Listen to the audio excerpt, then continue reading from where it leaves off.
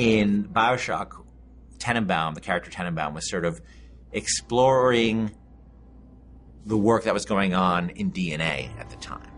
You know, the work that Crick and Watson were doing. And she was building upon that, and that, you know, a very radical enhancement of that work was done by Tenenbaum and Suchong, and you get the world of plasmids that make the original BioShock.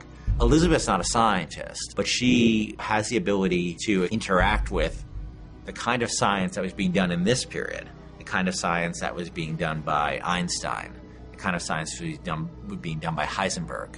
All this sort of the world of physics that's being explored, you know, around the turn of the century, and how the science, in the same way Crick and Watson were opening our eyes up to what was inside of our body, these scientists, Einstein and Heisenberg and Max Planck, were opening our eyes to what existed around the universe.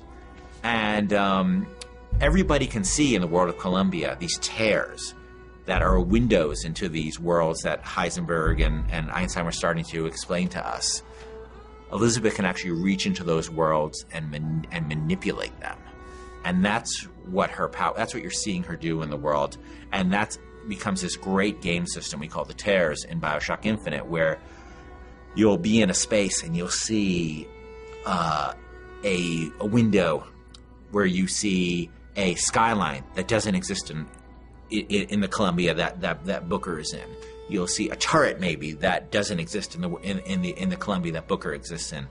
You'll see a bunch of founders who might come in and help you fight the Vox Populi guys you're fighting, who doesn't exist in the world version of Columbia that Booker is in.